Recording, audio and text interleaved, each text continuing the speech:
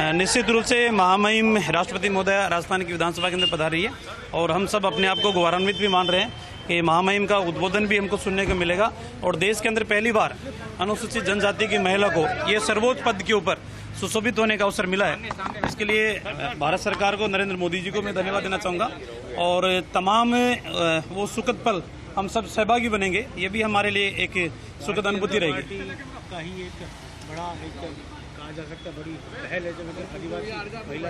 निश्चित रूप से भारतीय जनता पार्टी सर्वस्पर्शी और सर्वव्यापी सोच रख के काम करती है और आज़ादी के बाद में पहली बार आपने देखा होगा कि पिछली बार जो महामहिम राष्ट्रपति थे वो अनुसूचित जाति समाज से थे और एक ऐसे व्यक्ति को सर्वोच्च पद के ऊपर सुशोभित करने का काम किया था।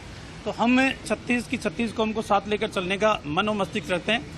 भारतीय जनता पार्टी ने कभी तुष्टीकरण की राजनीति नहीं की, भारतीय जनता पार्टी ने कभी क्षेत्रवाद की राजनीति नहीं की और भारतीय जनता पार्टी ने कभी परिवारवाद की राजनीति नहीं की। इन सब से दूर जाके हकदार को सम्मान मिले, गुनहगार को सजा मिले, इस प्राकृतिक न्याय के सिद्धांत के ऊपर पार्टी काम करती है।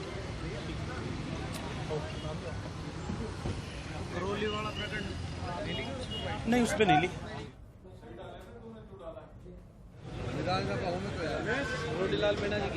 राजस्थान के अंदर कानून का राज नहीं है, राजस्थान के अंदर जंगल राज है और जंगल राज के रूप में एक ने अनेकों घटनाएं ऐसी होती है कि राजस्थान की इस धरा के ऊपर ऐसी ऐसी घटनाएं सामने आ रही है जिनकी कल्पना कभी किसी ने नहीं की थी। बाहर बैठा हुआ व्यक्ति, हजारों किलोमीटर दूर बैठा हुआ व्यक्ति फिरौती के नाम के ऊपर लाखों नहीं करोड़ों रुपए वसूल कर रहा है और जिसको धमकी दी जाती है वो पुलिस के पास जाने के बजाय अपराधियों को पैसा देकर अपनी जान बचाना ज्यादा हिफाजत समझ रहा है।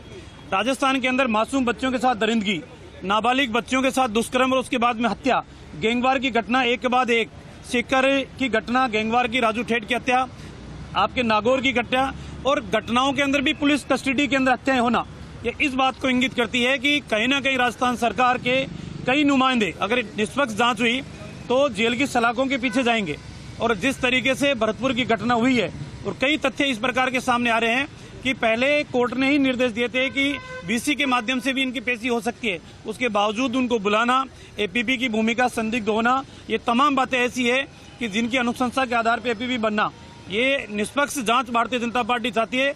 और किस तरीके से राजस्थान के अंदर अपराध चरम के ऊपर है, ये सोचनीय बिंदु है।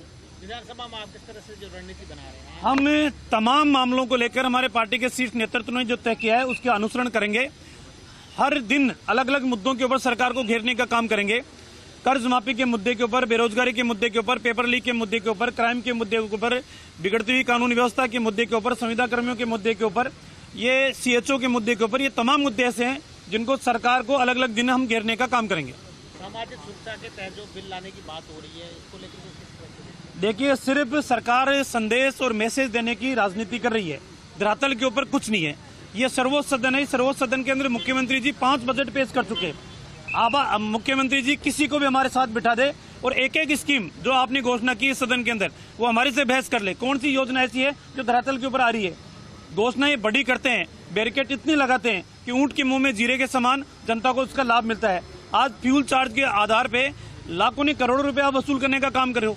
आज गांव के अंदर जाके देखो, लाखों रुपए की वीसीआर आम आदमी की भरी जा रही है, आम उपभोक्ता की भरी जा रही है। तो एक तरफ सपने दिखा रहे हो और दूसरी तरफ सपनों के साथ आप कुठाराघात कर रहे हो, सपनों को लूटने का काम आप कर रहे हो। सर, यूनिफॉर्म सिविल कोड को केंद्र सपोर्ट कर रही है, लेकिन सत्र को आने से पहले ही कांग्रेस ने इसको डिनाई कर दिया है। कांग्रेस हमेशा तुष्टीकरण की राजनीति करती है। इस देश की प्राकृतिक संपदाएं सीमित है, प्राकृतिक संसाधन सीमित है और एक व्यक्ति विशेष को, समुदाय विशेष को इस तरीके से छूट दे दी जाए कि आने वाले समय के अंदर भविष्य देश का संकट में पैदा हो, ये भारतीय जनता पार्टी कभी नहीं चाहती।